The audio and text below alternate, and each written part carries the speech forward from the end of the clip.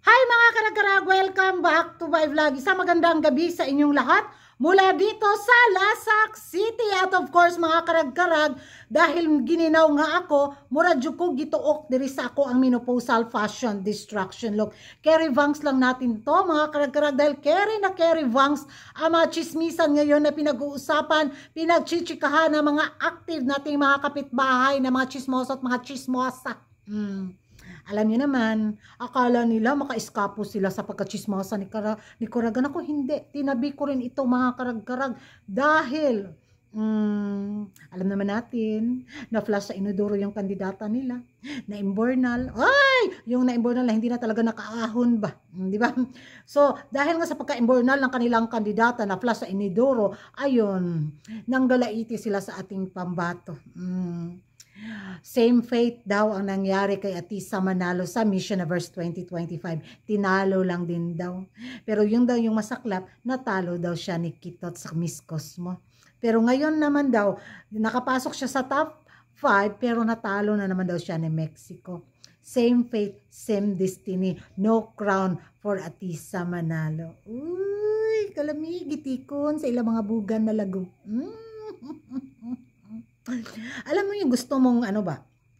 Manunlog bitaw sa ilaha. Yung bang gusto mo silang asarin, di ba? Kasi yung mga banat nila noon kay Atisa Manalo is matatalo lang siya kay Sean Lilo, woman from Bali. Ang nainding, nabalik-balik yun ang ilang kandidata. Posture ko ragan. Ganon. Biglang na-post bitaw yung mundo nila na, ay, bigwak na naman tayo this year. Ay, siguro gusto nila mag-sink in muna yung yung mga feelings galore bitaw nila bago sila atake, at ngayon yun nga parang naka-move on na sila. Ayun, inatake na naman nila si Atisa Manalo. Di ba? Kita niyo naman sa picture. Hanggang masid na lang daw si Atisa Manalo sa corona. Sus, pastila ng mga bugon. Nalagom ko lang jud. Kusno to na.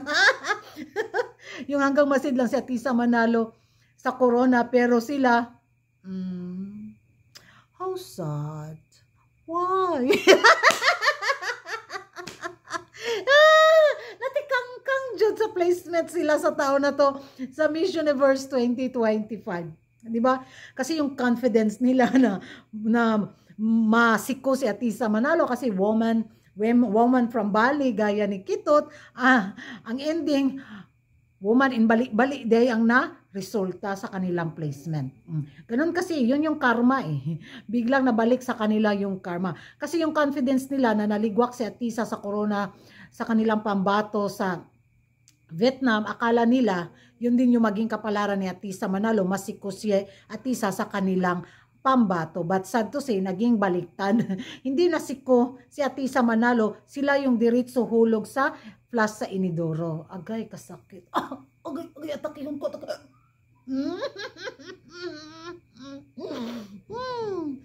Now what? Then? Next? Yabang pa more. Inuna kasi din nila yung kayabangan nila. Porket nakalaban ni Atisa Manalo yung kandidata nila sa Cosmo, ganun na lang yung another Kitot 2.0 daw ang magiging intriga. Ang ending, what's going on? And I say, he.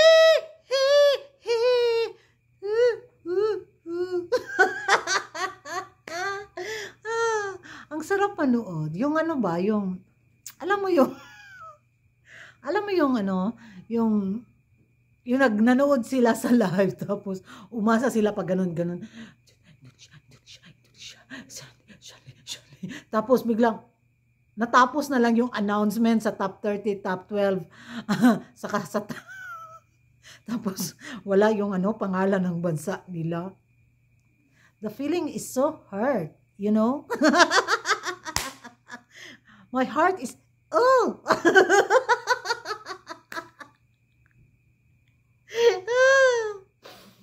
wala lang, excited. Excited na naman ako sa sa next Miss Universe. Kung ano na namang balahura yung gagawin nila sa ating pambato, 'di ba? Kung ano na naman yung pambubuling gagawin nila sa ating pambato. Kaya sa taon na to, sana maging lesson din sa kanila yung pambabash nila sa ating kandidata. Because look what happened. What's going on?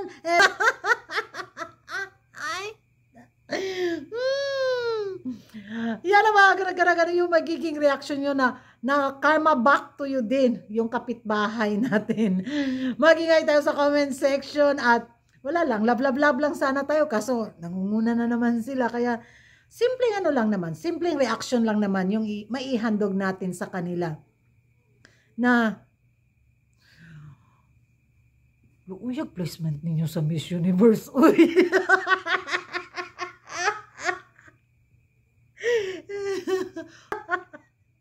Hindi na mo makakarag-karag. Uy, bye-bye.